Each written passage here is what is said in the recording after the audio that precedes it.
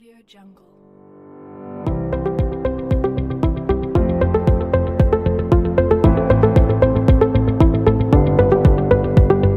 Audio Jungle. Audio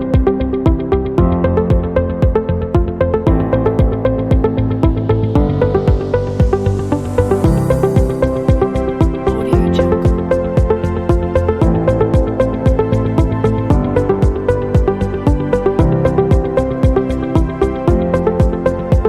Audio Jungle. Audio Jungle.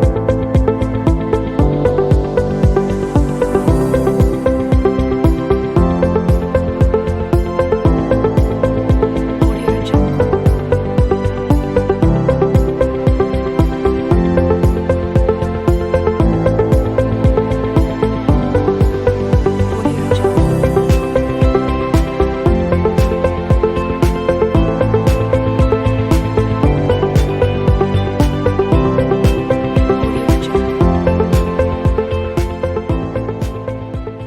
Audio Jungle.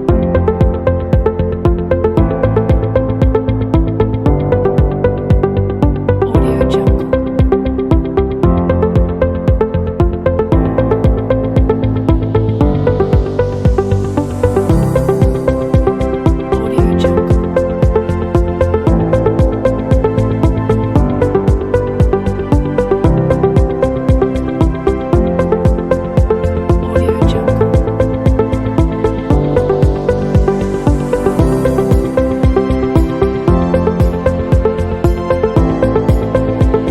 Jungle. Audio Jungle. Audio Jungle.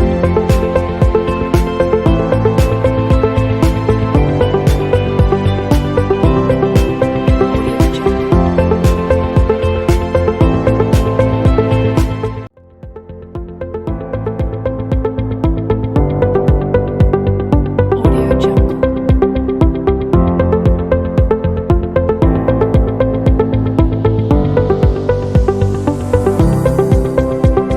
Audio Jungle. Audio Jungle. Audio Jungle.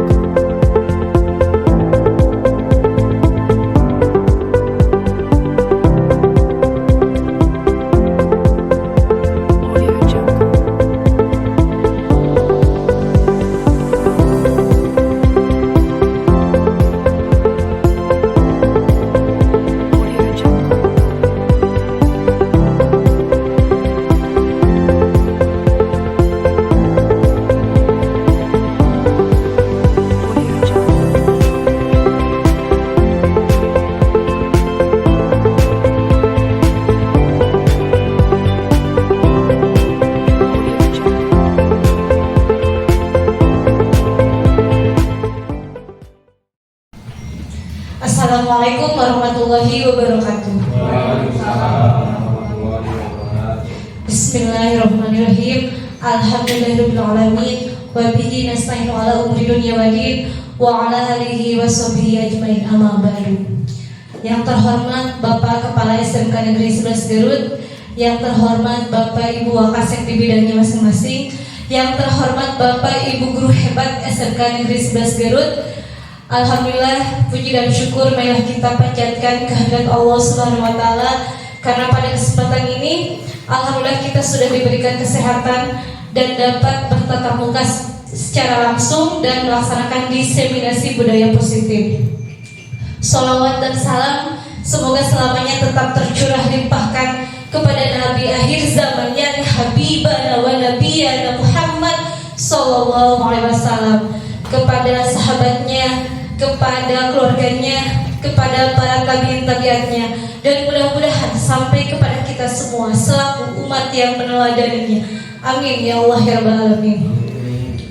Bapak Ibu guru hebat yang saya hormati, pertama-tama saya mengucapkan terima kasih banyak karena pada hari ini saya telah diberikan kesempatan untuk melaksanakan diseminasi budaya positif sebagai salah satu aksi nyata di modul 1.4. Saya sebagai calon guru penggerak angkatan 10, mudah-mudahan apa yang hari ini kita pelajari bersama mudah-mudahan dapat kita terapkan di lingkungan SMK Negeri 11 Garut. Bapak Ibu yang saya hormati, sebelum melanjutkan ke acara sharing, kita akan ice breaking terlebih dahulu supaya tidak jenuh dan juga membuat refresh kembali. Apalagi ini sudah siang hari ya, dan memang sudah waktu-waktunya lelah. Kita akan ice breaking. Saya akan memutarkan sebuah video dan dimohon Bapak Ibu Guru untuk berdiri.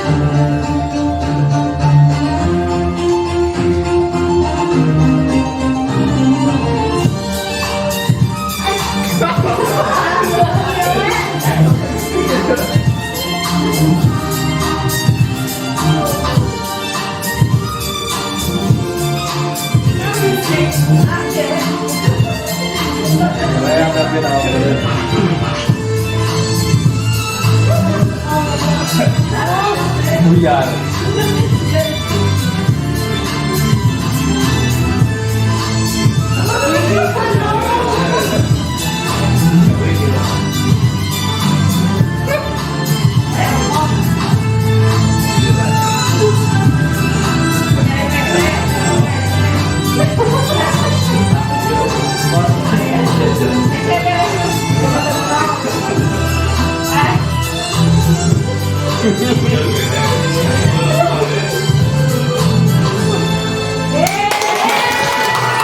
Terima kasih Bapak Ibu Guru hebat.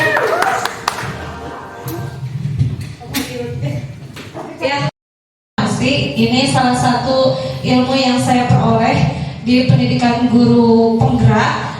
Mohon maaf, bukan saya menggurui, tapi kita hari ini sharing ya, sambil nanti kita diskusi mengenai kondisi dan permasalahan yang memang terjadi di SMK Negeri 11 Garut. Ya, nah ada 7 materi yang harus saya sampaikan pada hari ini. Yang pertama, materi perubahan paradigma belajar. Yang kedua, disiplin positif. Yang ketiga, motivasi perilaku manusia.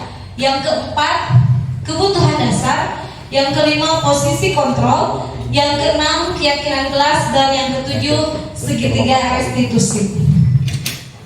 Nah, perubahan paradigma belajar. Apa itu paradigma? Nah, paradigma pertama kali diperkenalkan oleh Thomas Kuhn pada tahun 1962 dan setelah itu dipopulerkan oleh Robert Friedrichs pada tahun 1970.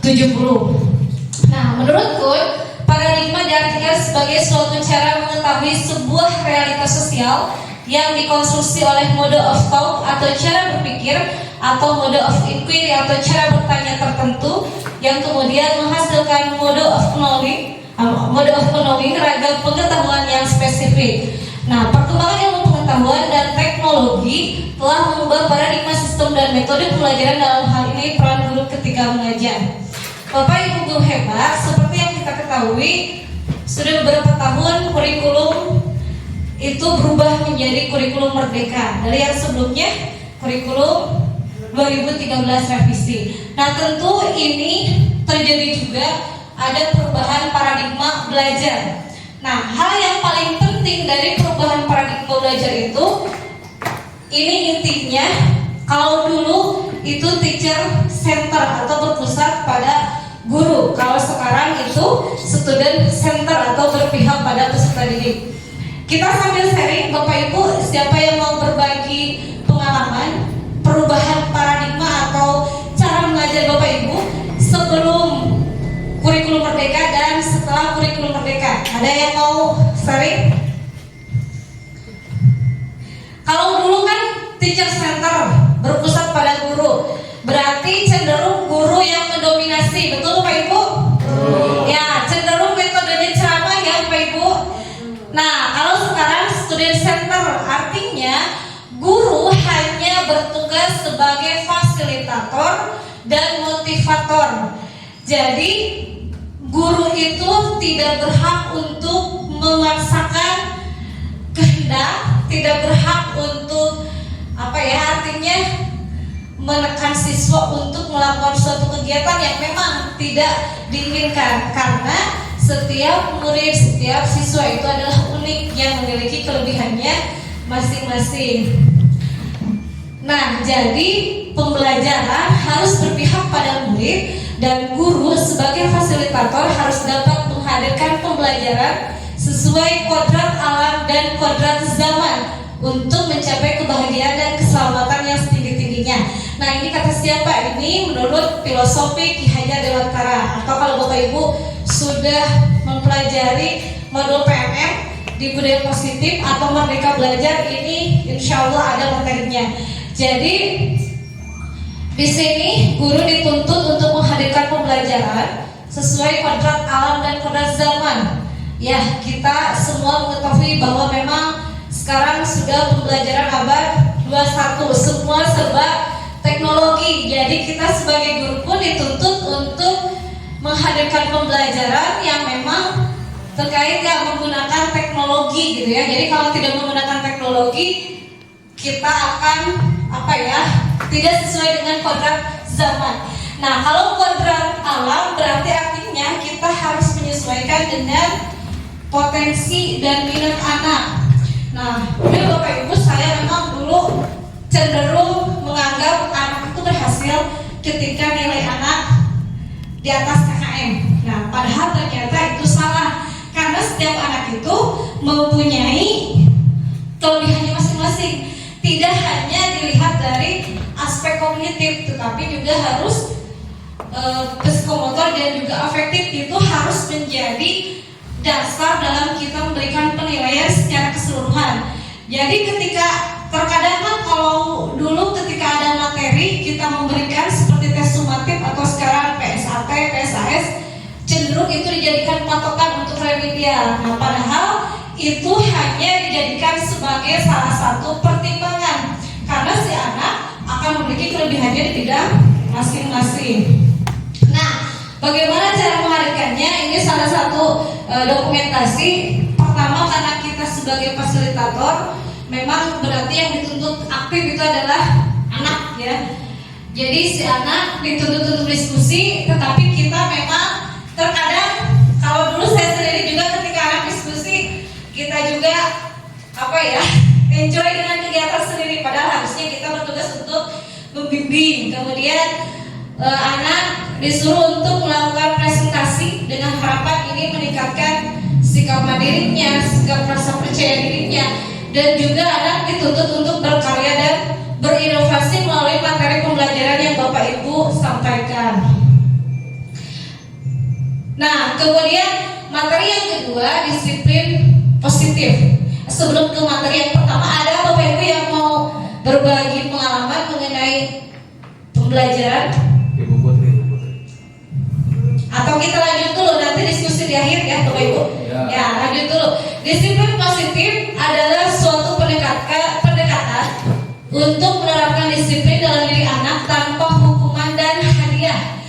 Pendekatan disiplin disiplin positif lebih menitik beratkan pendekatan yang positif tanpa kekerasan, memotivasi, merefleksi kesalahan, menghargai, membangun logika dan bersifat jangka panjang. Disiplin positif perlu diterapkan baik di lingkungan keluarga maupun lingkungan sekolah. Bapak Ibu guru hebat. Nah, disiplin positif ini memang berkaitan dengan tadi di sana bisa digarisbawahi ya. Ada penerapan disiplin dalam diri anak tanpa hukuman dan hadiah. Nah, seringkali pemberian hadiah itu bisa berefek baik, bisa berefek panjang. Dalam jangka dekat, pemberian hadiah itu bisa berdampak baik. Tetapi dalam jangka panjang, pemberian hadiah itu justru berdampak buruk. Karena anak tidak akan menyadari tindakannya itu sebagai perbuatan baik. Ya, salah satu contohnya misalnya ya, ketika kita menyuruh anak untuk membelikan sesuatu, kadang-kadang suka dikasih uang lebih.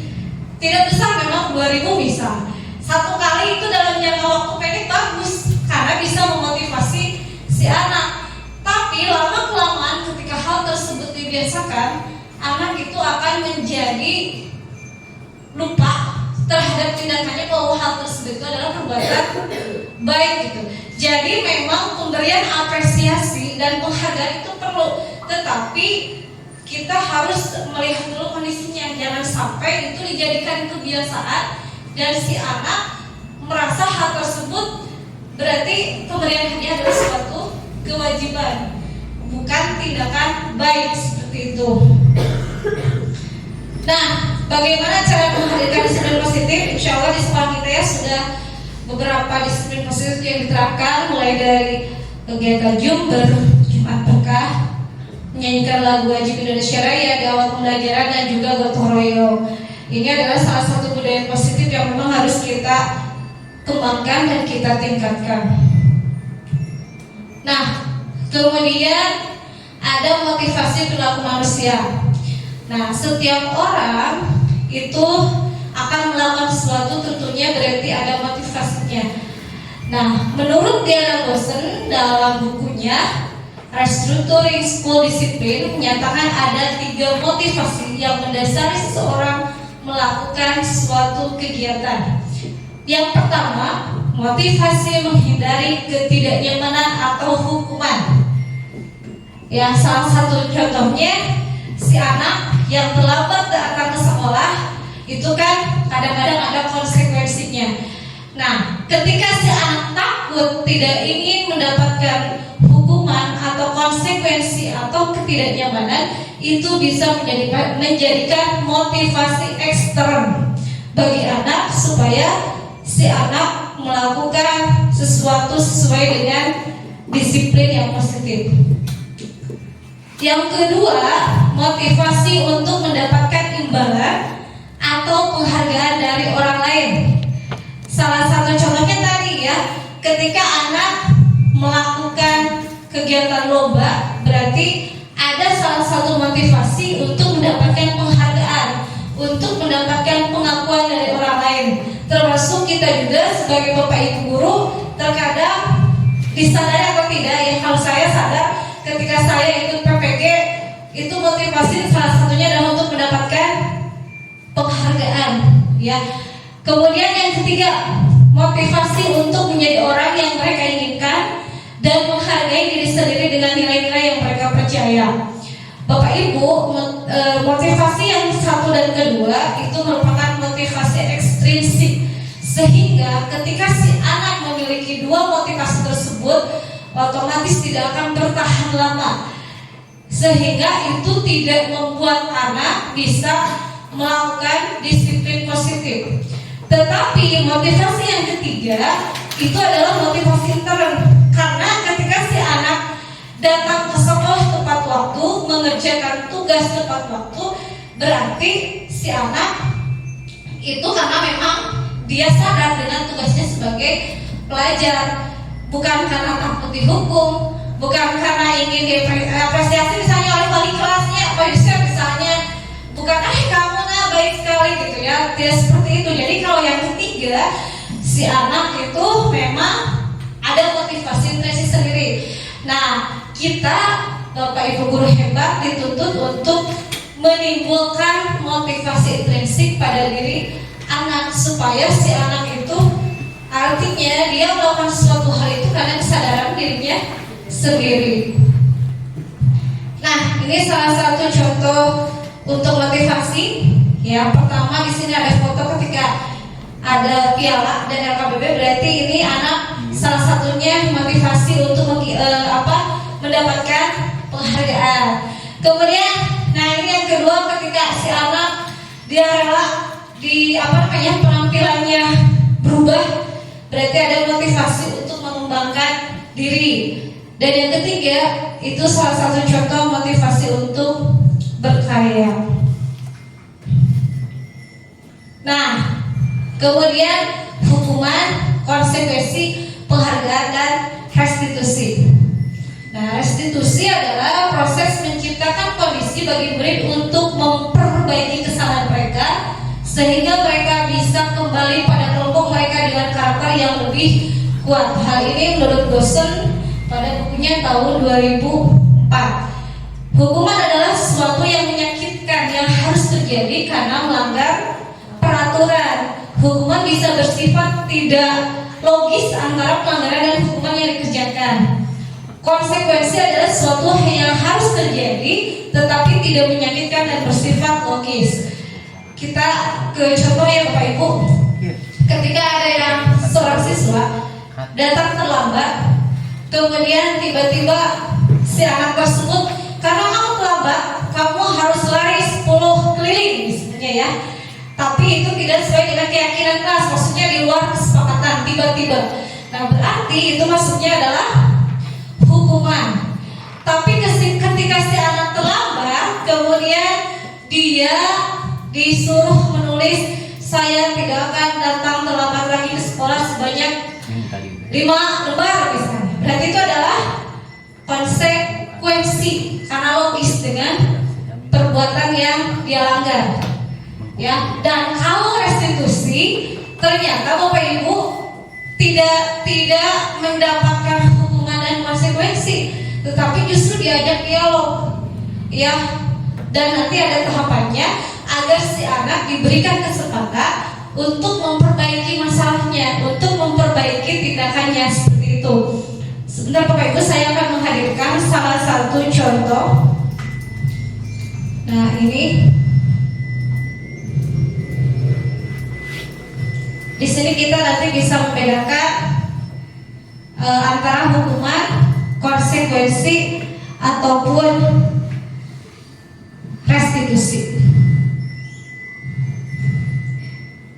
Terkadang saya tidak cukup sekali pada waktu menjawab soal yang ada di LMS, lumayan karena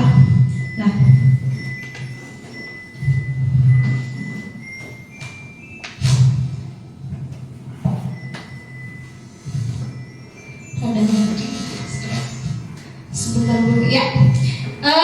Kita akan sama-sama menentukan apakah ini hukuman atau konsekuensi. Nah, ketika ada tindakan guru mencatat 100 kali di dalam buku kalimat, saya tidak akan terlambat lagi karena terlambat ke sekolah. Hukuman atau konsekuensi Bapak Ibu? Konsekuensi. Kedua, lari mengelilingi lapangan basket 2 kali karena terlambat hadir di sekolah. Hukuman. Membersihkan coretan yang dibuatnya di meja tulis. Konsekuensi. Murid diminta untuk push up 15 kali karena tidak menggunakan masker ke sekolah. Hukuman. Menggantikan kertas tugas teman yang telah dicoret-coret. Konsekuensi. Berjemur di lapangan basket pukul 12 siang karena mengobrol dengan teman. Hukuman.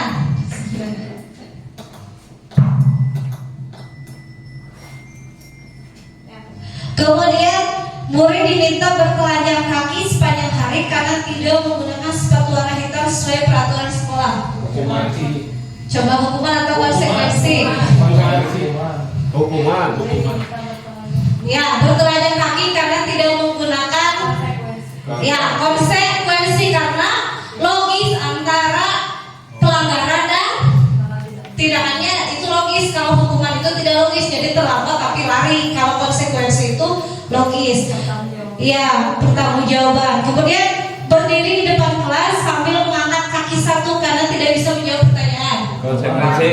Hukuman. Ya, kebalik. Membersihkan tumpahan air di meja tulis karena tersenggol pada saat belajar. Konsekuensi. Kehilangan 10 menit jam istirahat untuk mengerjakan tugas karena terlambat datang dan tertinggal pelajaran. Konsekuensi. Kemudian duduk di bangku di pinggir lapangan pada jam istirahat tidak diizinkan bermain oleh guru piket karena mencederai teman saat bermain di lapangan. Konsekuensi. Terlambat hadir di pembelajaran daring 15 menit dan diminta untuk tinggal 15 menit sesudah kelas usai untuk membahas ketertinggalan pembelajaran.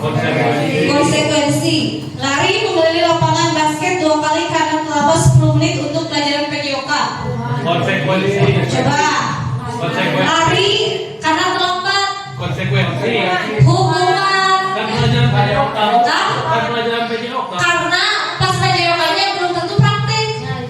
Gitu. Gitu. Jadi maksudnya karena memang ya karena terlambatnya pas pelajarannya bukan pas prakteknya. Gitu. Kemudian membersihkan WC sekolah karena mematahkan pensil kawannya. Ya karena tidak sesuai dan tidak logis gitu. Harusnya berarti mengganti. Kalau konsekuensi berarti mengganti pensilnya ya. Izin Bapak Ibu sebenarnya. Ya itu alhamdulillah untuk membedakan konsekuensi dan hukuman. Nah kemudian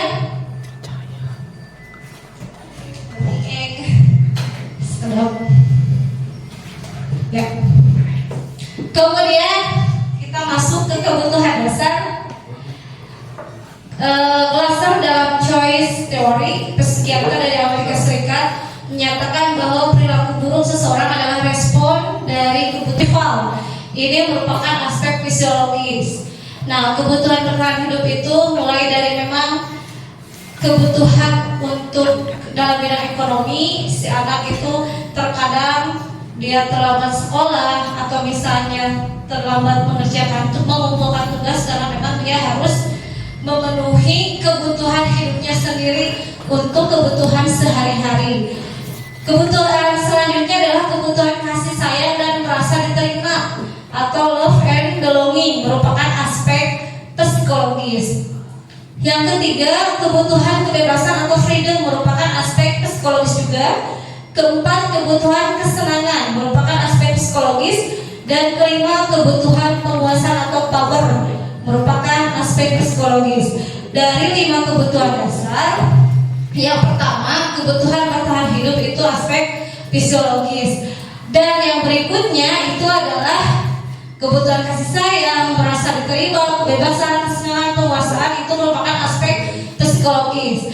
Nah, kita Bapak Ibu guru hebat terkadang ketika melihat siswa melakukan suatu pelanggaran tanpa kita sadari, terkadang kita langsung menjudge atau marah-marah gitu ya. Kalau dulu saya memang terkadang apalagi orangnya itu saja, ketika murid melakukan hal yang sama terkadang kan langsung, nah kamu kenapa bla bla bla seperti itu. Padahal anak melakukan kesalahan pasti untuk mencapai satu kebutuhan dasar yang tidak terpenuhi.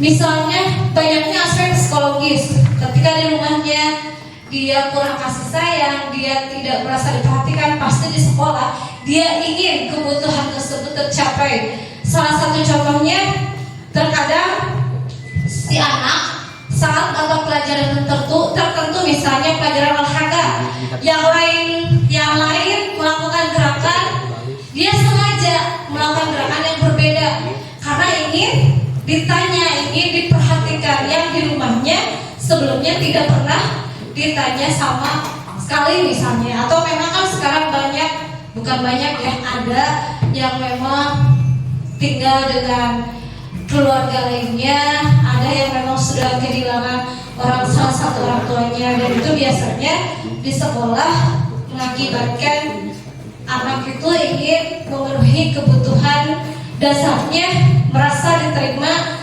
dan kasih sayang. Kemudian kebebasan.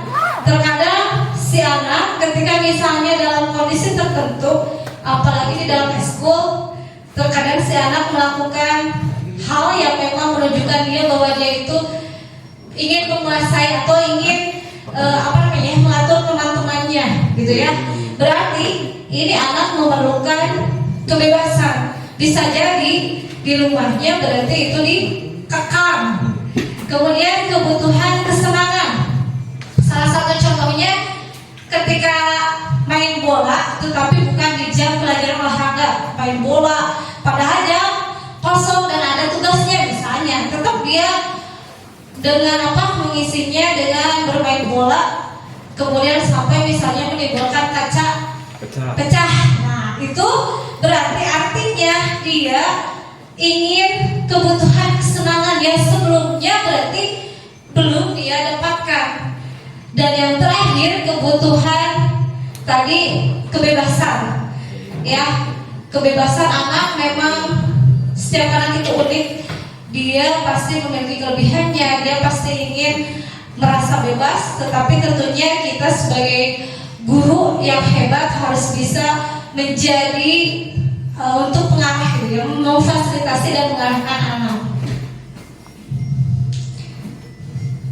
Ya, kemudian posisi kontrol restitusi ya. Ada 5 posisi kontrol restitusi. Yang pertama posisi guru sebagai penghukum. Nah, ketika posisi guru sebagai penghukum, nadanya cenderung menghardik, keras, kemudian tidak memberikan kesempatan untuk murid menyampaikan alasan terhadap tindakannya. Yang kedua, posisi guru sebagai pembuat merasa bersalah. Guru menyampaikan suatu kalimat yang membuat murid merasa bersalah ya. Jadi nanti contohnya akan saya perlihatkan. Posisi guru sebagai teman di sini berarti guru berperan sebagai teman yang bisa memberikan toleransi gitu ya.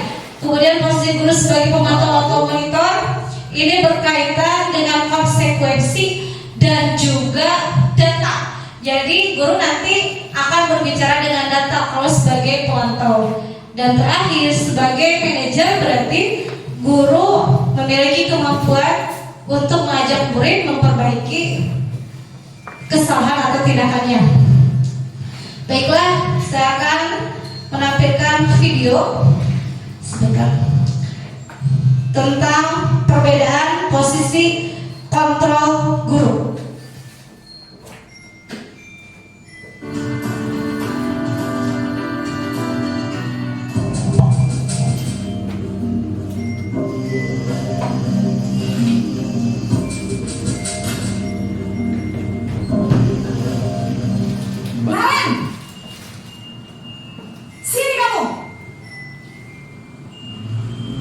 Selamat pagi, Bu. Selalu terlambat. Kamu deh, pasti terlambat. Maaf, Bu. Saya... Apa? Apa coba? Alasan kamu apa lagi? Kapan sih kamu tidak terlambat? Malas sekali ya kamu jadi anak. Saya... Dasar pemalas. Gak kapok-kapok sih kamu. Sudah berapa kali terlambat? Sana, kamu keliling lapangan basket 2 kali. Kenapa saya harus keliling lapangan basket, Bu? Kenapa? Kamu melawan ibu. Berani-beraninya jawab. Sudah terlambat, masih berani jawab pula. Sekarang, keliling lapangan basket 5 kali sekalian. Biar kapok. Cepat. Pergi sana ke lapangan basket.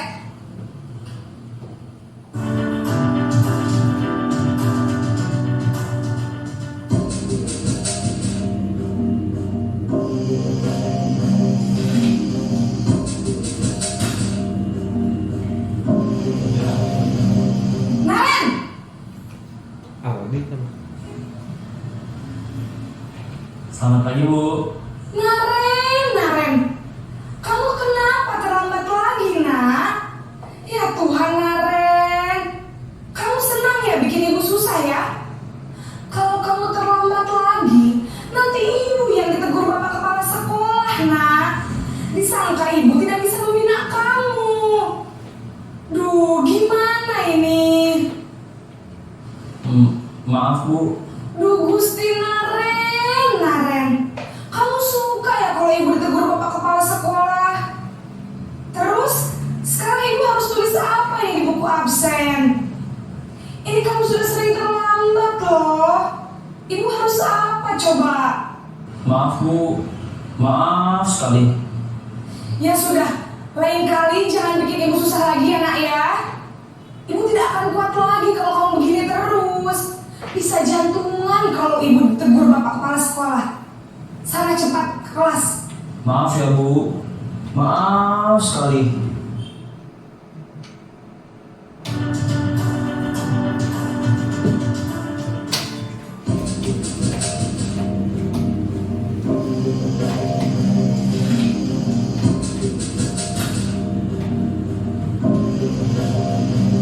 Naren!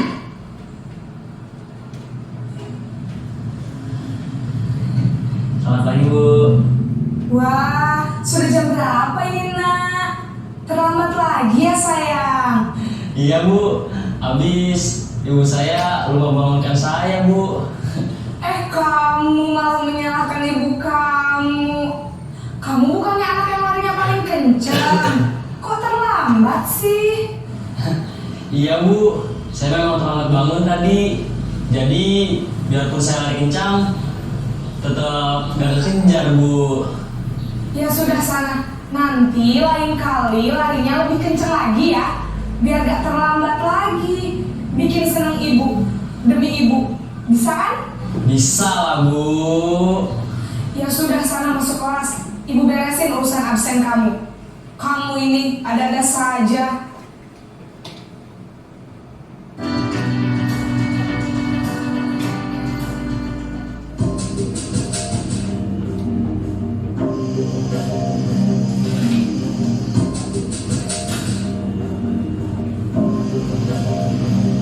Naren!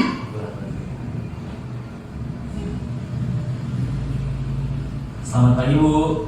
Naren, apa peraturan sekolah kita tentang jam berapa kita harus masuk sekolah, nak? Kita harus di sekolah jam 7 Bu. Iya betul, sekarang sudah jam 7.20. Naren sudah tahu konsekuensinya jika terlambat hadir. Paham Bu. Saya harus tinggal kelas pas jam istirahat selama 20 menit. Iya benar, konsekuensinya demikian. Jadi nanti jam 9.30 pas istirahat, kamu harus tinggal di kelas, kerjakan tugas tambahan untuk ketertinggalan kamu, ya? Baik Bu.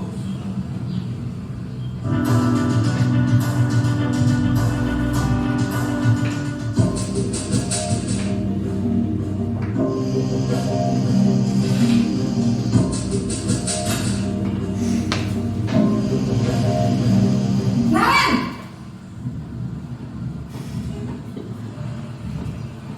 Selamat pagi Bu. Selamat pagi Naren. Maaf Bu, saya terlambat. Iya, sekolah masuknya jam 7, sekarang sudah jam 7.20. Jadi sekarang bagaimana nih Naren? Maaf Bu, saya lupa setel alarm saya semalam. Baiklah, menurut kamu, keyakinan sekolah yang mana yang perlu kamu tingkatkan? Menghargai diri sendiri dan orang lain mungkin ya Bu. Setuju. Jadi, apakah Naren meyakini prinsip saling menghormati tersebut? Iya Bu, saya meyakininya. Apakah Naren bersedia memperbaiki masalah keterlambatan ini? Bersedia Bu. Bagaimana kamu akan perbaiki masalah keterlambatan ini? Saya akan coba untuk tidak lupa menyetel alarm saya Bu. Baik, kalau Naren lupa menyetel alarm di rumah, ada orang yang kira-kira bisa bantu mengingatkan tidak? Ada Bu, kakak saya, Kak Emma. Ada lagi selain Kak Emma? Selain Kak Emma, ada ibu saya. Baik, jadi yang mengingatkan Naren adalah Kak Emma dan ibu kamu ya? Kira-kira akan mulai setel alarm kapan nih Naren? Setelah pulang sekolah, akan segera saya lakukan. Baik, jadi Naren akan setel alarm untuk bangun besok pagi dan akan diingatkan oleh kakak dan ibunda Naren ya. Ada lagi yang mungkin perlu dilakukan Naren agar tidak terlambat bangun lagi? Tidak ada, Bu. Baik Naren, terima kasih untuk kerjasama kamu. Sekarang kamu perlu kembali ke kelas untuk belajar. Baik, Bu. Terima kasih.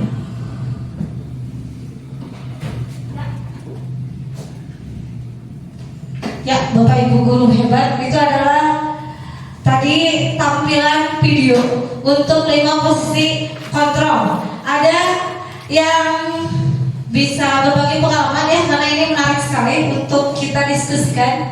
Kira-kira selama ini Bapak Ibu sudah berada di posisi kontrol apa? Apakah misalnya memang yang idealnya posisi manajer karena memberikan motivasi intrinsik kepada murid dan juga memang memberikan kesempatan kepada murid untuk memperbaikinya. Ya, silakan Bapak Ibu kita diskusi, sharing. Tapi apakah keempat posisi kontrol yang lainnya itu juga tidak baik? Tentu tidak ya. Kita diskusi Bapak Ibu yang mau berbagi sharing pengalaman. Ya, Khalid. Ya, Assalamualaikum warahmatullahi wabarakatuh. Sedikit berbagi saja barangkali Bu mungkin bisa nanti ada masukan. Jadi memang bagus Bu, ya, tadi dilihat dari 5 posisi. Kebetulan dari memang saya sering beberapa gitu ya. Termasuk tapi yang paling sering barangkali yang sebagai penghukum mungkin ini nanti sebagai bahan perbaikan, termasuk yang terakhir. Tapi memang setelah diterapkan memang ada beberapa yang kurang efektif juga. Jadi akhirnya memang ada yang efektif gitu siswa jadi karena takut barangkali. Tapi ada juga yang tetap diulang gitu. Memang tetap diulang. Tapi ketika tetap diulang saya kemarin pernah coba ubah jadi yang ketiga atau salah sebagai pemasok kalau misalkan jadi diajak curhat saja. Gimana ada permasalahan gimana? Jadi di awal pernah dihukum. Memang efektif untuk sebagian orang, tapi yang memang bermasalah di rumahnya ternyata yang ada permasalahan di rumahnya memang tetap tidak rubah. Berarti masih mungkin ada dari barangkali sampai sekarang ini. Itu berapa Bu? Ya, terima kasih Pak Alif yang sudah berbagi pengalamannya. Bapak Ibu yang lainnya, memang ketika kita dihadapkan pada kondisi terutama seorang murid yang itu saja kemudian melakukan tindakannya beberapa kali atau sering terjadi, ya itu memang ketika pertama kita melakukan posisi sebagai control manager dan terus terjadi karena memang murid merasa tidak ada konsekuensi ya seperti itu. Kalau begitu berarti apakah misalnya di beberapa kondisi tertentu kita perlu menerapkan posisi kontrol yang lain? Ya, silakan Bapak Ibu kita sharing saja. Dari beberapa posisi kontrol, kemudian misalnya posisi penghukum, kan memang tadi di sini membuat identitas anak gagal. Tetapi di beberapa peristiwa yang memang telah terjadi sebelumnya ya, dulu gitu ya waktu kita sedang sekolah, ketika memang guru tegas, bahkan sampai misalnya bawa itu ya seperti telunjuk gitu ya meneliti, itu kan terkadang memang ada dampak positifnya membuat anak jadi takut dan motivasi segan, kemudian betul-betul ingin belajar gitu ya. Memang kalau dibandingkan dengan zaman sekarang itu hal seperti itu memang jadi membuat si anak tadi di sana dampak negatif dari penghukum, memang si anak menimbulkan ada rasa dendam dan tidak jadi efek jerah. Ya, tetapi memang pada intinya kalaupun kita memang idealnya menjadi manajer, tetapi ketika misalnya memang si anak beberapa kali melakukan kesalahan, berarti tentu perlu juga konsekuensi begitu ya. Tetapi bukan hukuman, karena ternyata saya juga baru mengetahuinya setelah belajar di pendidikan guru penggerak, ternyata hukuman itu memang tidak logis dan tidak sesuai dengan tindakan yang dilakukan. Yang lainnya dari Bapak Yusef yang memang kita kenal ya, wali kelas dengan anak-anak yang paling soleh bagaimana dengan menangani berbagai kasus permasalahan. Sambil berbagi pengalaman ya, karena kan terkenal untuk tahun ini wali kelas anak-anak yang paling soleh.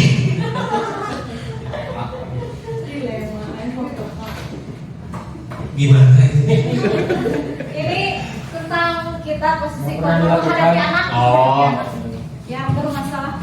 Kayaknya sama Pak Ali tadi Bu. Jadi ya efek jerahnya gitu tidak terlalu gimana ya.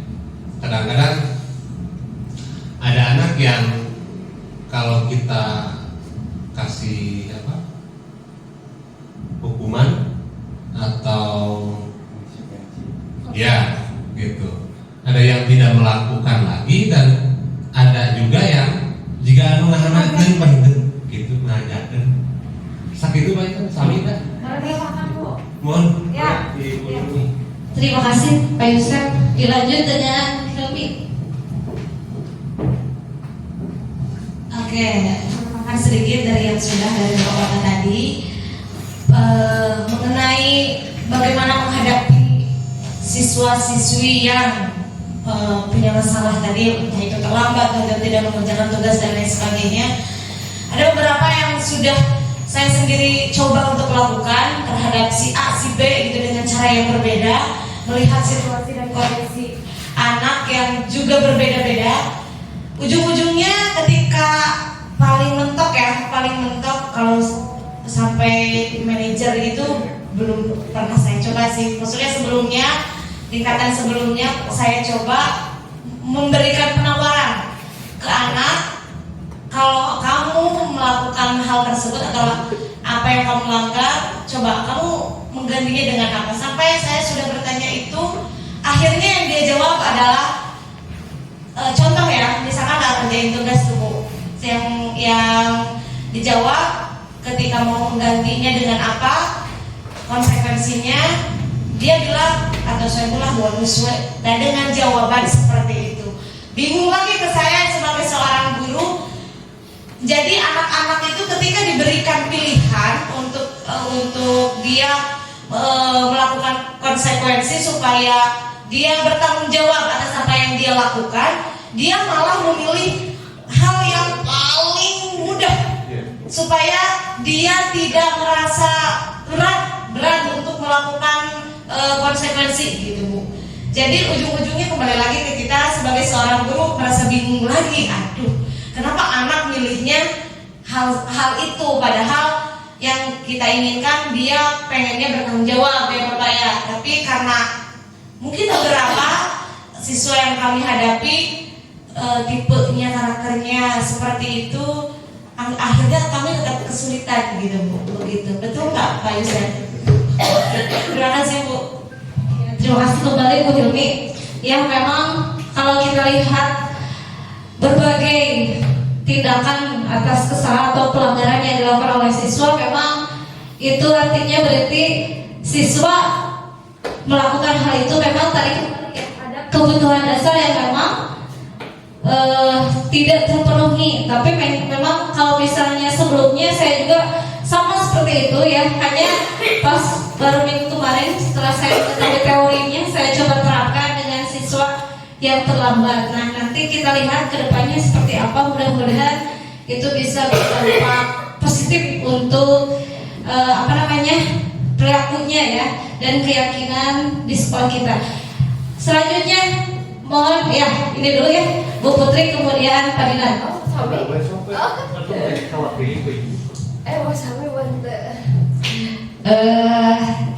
Masih sama ya Bu ya, menghadapi siswa-siswa yang sulit untuk dirubah. Tapi Bu ini nggak tahu sudah masuk ke manajer atau belum ya Bu, tapi saya sempat memecahkan permasalahan siswa seperti siswa saya Higi gitu kan, sudah seminggu nggak masuk, masuknya pagi, siang nggak ada. Saya coba ngobrol, bahkan dalam posisi teman juga bisa, manajer juga bisa. Saya coba tanya kenapa, apa alasannya, apa keinginan dia, hambatan dia di keluarga apa. Bahkan semua saya tanyakan, jadi kamu maunya apa? Nah intinya udah ketemu. Kamu di sekolah gimana? Ibu saya ngantuk, gitu ya kan? Kamu boleh tidur di kelas kalau tidak ada guru, gitu. Kalau ada guru ya, nah gitu. Itu berjalan hanya 1 minggu. Nah kesananya kembali lagi. Nah terus ada lagi siswa-siswa yang hari Jumat itu rata-rata tidak sekolah. Ditanya lagi lah Bu, maunya apa? Maunya gimana? Dan hanya beberapa minggu saja berjalannya kesananya lagi begitu lagi. Mungkin Bu menurut saya itu emang kembali lagi ke lingkungan keluarga Bu. Nah ada permasalahan keluarga yang sulit untuk kita bantu gitu Bu. Walaupun curhat tapi kalau di keluarganya tetap begitu-begitu saja susah. Jadi mungkin menurut saya juga belum ya Bu, harus ada komunikasi antara guru wali kelas dengan orang tua gitu Bu. Mungkin menurut saya gitu ya Bu. Ya begitu permasalahan selanjutnya Bu. Nah itulah ini ya sharing dari saya. Terima kasih Bu. Assalamualaikum warahmatullahi wabarakatuh. Ya, terima kasih kembali Bu Putri. Memang dari berbagai hal yang Ibu bagikan, ya memang pada intinya terakhirnya memang kita harus menjalin komunikasi dengan orang tua karena memang ada beberapa permasalahan yang memang itu timbul akibat kebutuhan dasar yang tidak diterima oleh anak di lingkungan keluarga. Kalau di lingkungan sekolah, ketika kita melakukan sebagai posisi manajer itu bisa teratasi, insya Allah gitu ya, maksudnya dalam jangka panjang. Tapi ketika memang berkaitan dengan 5 kebutuhan dasar yang tidak dipenuhi di dalam terutama lingkungan keluarganya, itu berdampak pada lingkungan sekolah juga dan memang akan sulit jika hanya kita sebagai pihak sekolah saja yang menindaknya. Berarti harus ada kerjasama ya. Selanjutnya dari guru PK Mangga Pak Dinar. Menurut saya tuh lebih ke pintar-pintarnya kita membaca karakter anak. Sebab setiap anak pasti berbeda-beda karakter. Meskipun kita guru, terkadang kita juga perlu ilmu intel juga Bu. Kita itu sebagai intel, kalau anak ini bermasalah, ada apa di luaran gitu. Dan nggak salah juga kita tanya-tanya ke lingkungannya. Terus yang 5 posisi kita yang tadi itu belum tentu si anak ini bisa diatasi dengan posisi yang mana. Jadi kita harus membaca anak ini luluhnya itu dengan cara apa paling gitu.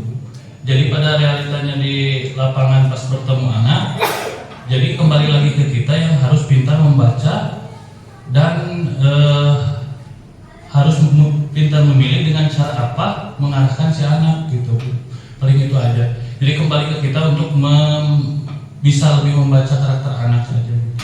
Ada yang mau dengan lemah lembut, ada yang mau dan bila perlu dengan hukuman juga jadi jerak. Gitu.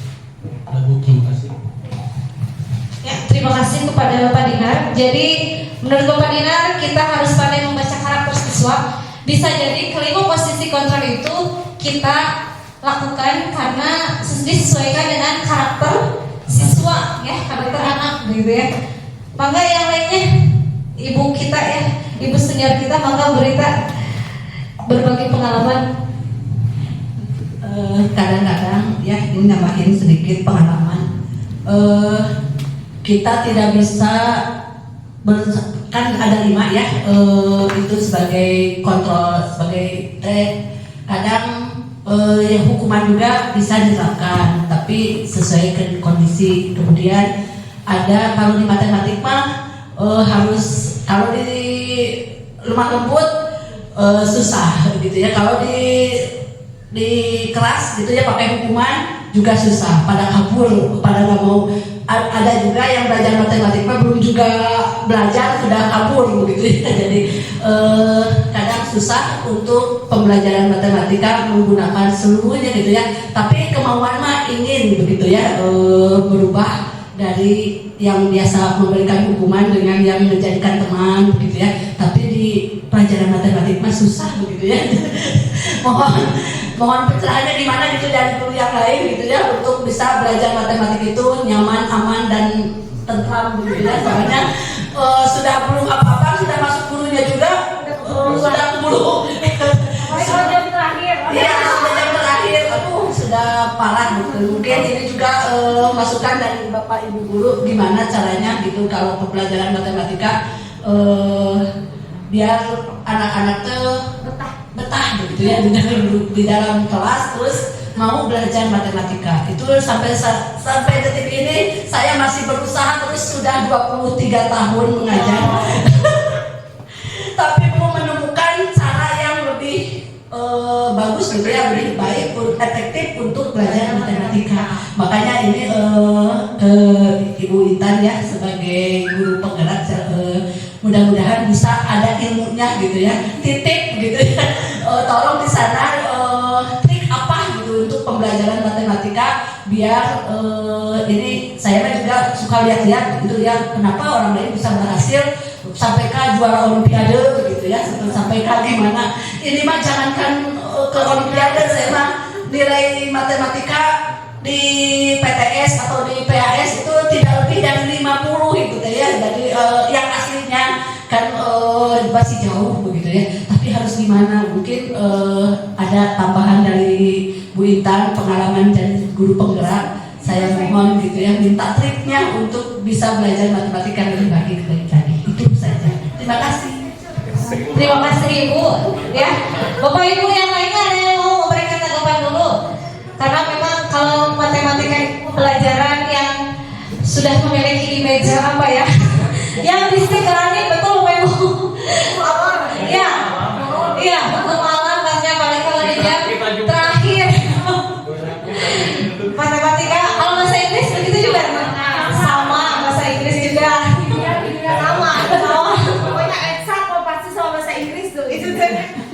Ya, memang apalagi kalau misalnya kita menerapkan filosofi ya, Ki Hajar Dewantara harus menerapkan pembelajaran yang berpusat pada murid. Kemudian dengan kondisi seperti itu, jadi istilahnya kita hanya memfasilitasi, tetapi siswanya pun tidak mengerti dan tidak kurang motivasi untuk belajarnya, terutama ketika belajar matematika begitu.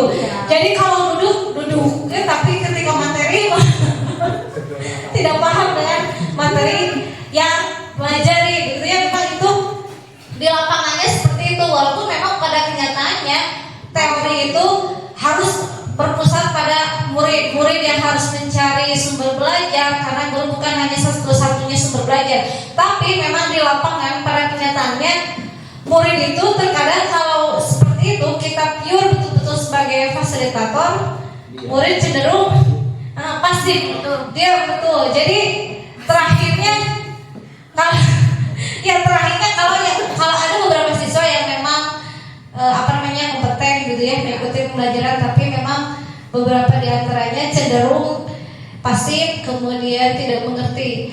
Nah, bahkan mengapa saya mengambil juga kemarin prakarsa perubahannya untuk meningkatkan sikap mandiri dan rasa percaya diri, karena memang di antara beberapa siswa terlihat orang yang aktif itu saja gitu ya, di eskul itu, di pembelajaran sehari-hari itu. Untuk triknya, Bapak Ibu ada yang mau berbagi? Ya, karena memang kalau secara teori itu memang gampang, betul, tidak sesuai dengan praktekannya ya, betul.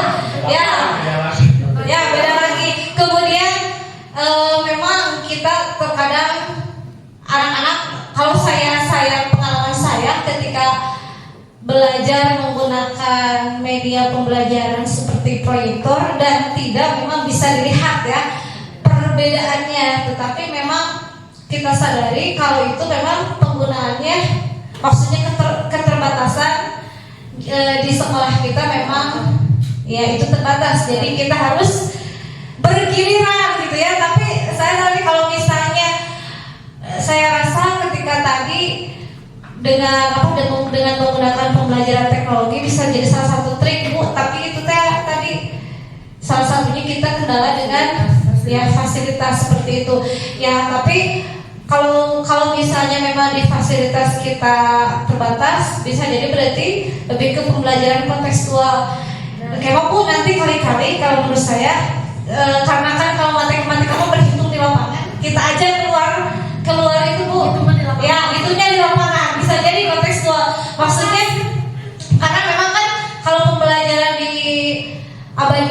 ya, memang betul-betul merdeka. Jadi artinya siswa dipersilahkan untuk melakukan sesuatu sesuai dengan istilahnya apa yang mereka senangi, tetapi tentu tidak keluar dari batasannya. Mungkin nanti bisa dicoba Bu untuk pembelajaran kontekstual ya di luar kali-kali, karena memang kalau yang saya rasakan dulu ketika ada kalau pembelajaran puisi pernah saya ajak di luar, memang anak-anak lebih antusias dibandingkan dengan di dalam kelas ya, beda suasana. Dan juga ketika menggunakan proyektor dan tidak juga itu menjadi beda juga. Makanya mudah-mudahan di sekolah kita fasilitasnya semakin bertambah, kemudian guru-gurunya juga lebih sejahtera, amin ya. Dan semuanya tahun ini diangkat menjadi ASMP 3K, amin. Ya. Kita simpulkan dari sharing tentang 5 posisi kontrol guru, maksudnya berarti pertama kita dapat idealnya melakukan posisi kontrol manager, tetapi di beberapa kondisi tertentu kita dapat menggunakan 4 posisi kontrol lainnya disesuaikan dengan situasi dan keadaan, betul dengan kondisinya. Dan untuk mendapatkan dampak positif yang memang bisa menjadi perubahan perilaku pada siswa, kita harus membaca karakter siswa dan juga harus berkomunikasi dengan orang tuanya supaya kita sama-sama memantau perkembangan perilaku anak tersebut ya, baik di lingkungan keluarga maupun di lingkungan sekolah. Dan juga tadi berarti kita berupaya untuk menghadirkan trik-trik yang memang bisa memotivasi anak, walaupun itu sulit ya Bapak Ibu, tapi tantangan tersendiri bagi kita. Mari kita sama-sama menjadi guru yang dirindukan oleh siswa, menjadi guru yang disenangi oleh siswa, dan menjadikan pembelajaran kita pembelajaran yang menyenangkan dengan strategi yang memang walaupun terbatas fasilitasnya, tapi mudah-mudahan kita membuat media pembelajaran dari sesuatu yang tidak mungkin, tetapi kita buat menjadi hal yang bermakna dan sekreatif mungkin, seperti itu ya. Bapak Ibu lanjut ke berikutnya. Ya, berikutnya itu ada segitiga restitusi. Bapak Ibu ada yang pernah mendengar tentang segitiga restitusi? Ya, kalau yang di PMM-nya sudah ya beres, sudah membuka modul budaya positif, tentunya pasti ada atau ketahui dengan segitiga restitusi. Ada yang mau bersering atau berpendapat tentang restitusi?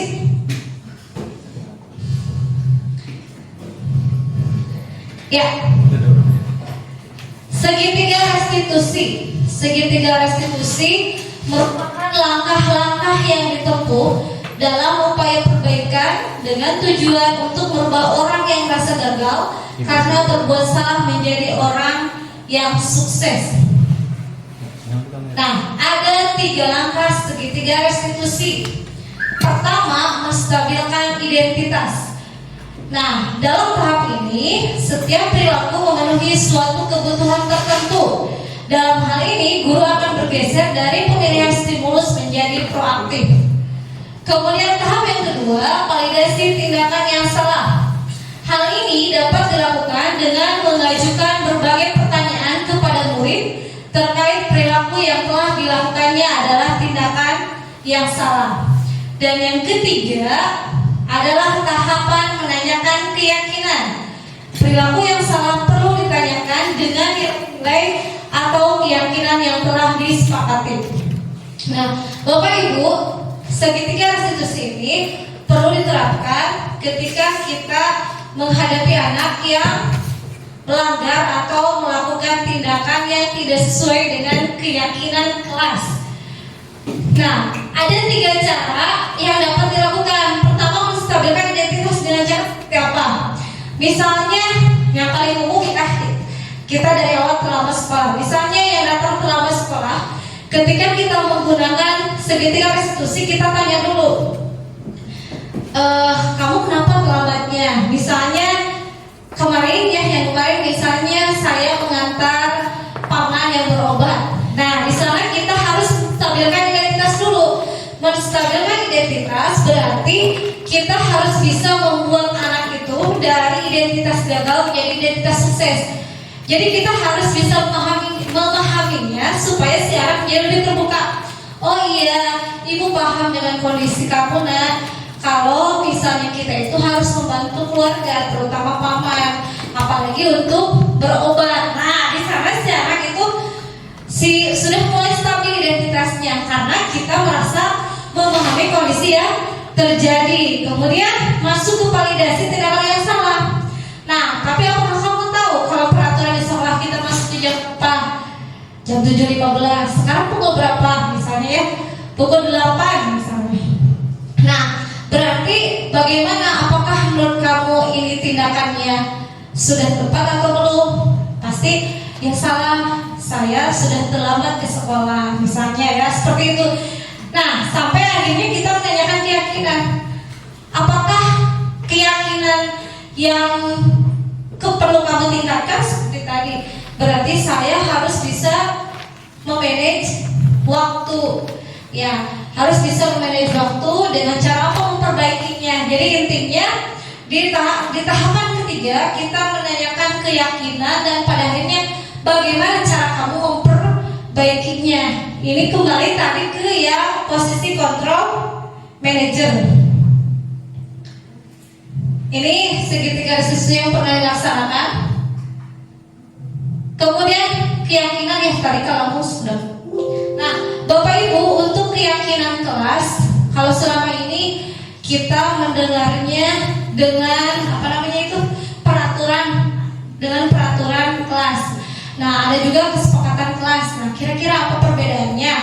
Kalau keyakinan itu memuat nilai-nilai kebajikan yang telah disepakati bersama dan bersifat universal. Jadi umum Bapak Ibu, kalau peraturan itu lebih ke poin-poin. Misalnya seperti ini peraturan kelas itu kan kalau poin-poin tidak boleh membuang sampah sembarangan, tidak boleh menggunakan HP jika sedang belajar dan tidak diminta oleh guru misalnya ya. Kemudian tidak boleh membuli teman, banyak sekali bla bla bla bla. Nah, kalau keyakinan kelas cukup satu, bersifat umum. Misalnya apa? Membuat lingkungan yang nyaman untuk belajar, itu umum.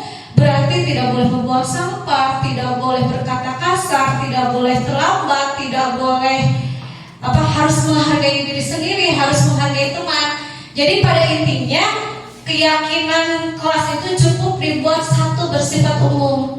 Tidak usah peraturan, tapi kita perlu untuk keyakinan kelas. Seperti itu Bapak Ibu. Terutama kita sebagai guru dan juga yang menjadi wali kelas, hal tersebut tentunya akan menjadi gambaran untuk nanti ke depannya, bahwa ternyata banyak PR yang harus kita laksanakan karena setiap mahasiswa itu banyak sekali bervariasi karakternya, unik tentunya dengan berbagai permasalahan yang kita hadapi. Tetapi bagaimana caranya seorang guru itu pasti hebat, pasti kita bisa menyikapi semua tindakan dan permasalahan yang terjadi di murid. Mudah-mudahan dengan tadi pertama berarti kita harus membuat kesepakatan dulu.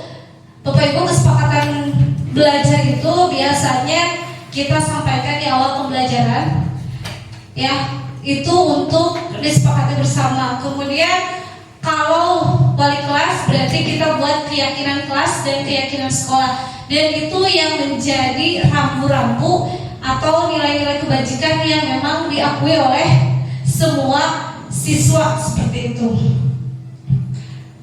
Sampai di sini Bapak Ibu ada yang berbagi informasi atau sharing? Ya, kalau tidak ada, alhamdulillah untuk hari ini terima kasih sekali atas waktunya Bapak Ibu, atas berbagi pengalamannya dari Bapak Ibu guru hebat. Mudah-mudahan kita semua bisa menjadi Bapak guru yang selalu dirindukan oleh siswa kita dan menjadikan siswa kita menjadi siswa yang sukses di masa depan. Amin ya Allah ya Rabbal Alamin. Sekali lagi saya mengucapkan terima kasih, jazakallahu khairan katsiran. Semoga semua amal kebaikan Bapak Ibu dibalas oleh Allah dengan yang lebih baik lagi. Amin ya Allah ya Rabbal alamin. Terima kasih, mohon maaf atas segala kekurangan dan kesalahannya. Wabillahi taufiq wal hidayah. Wassalamualaikum warahmatullahi wabarakatuh.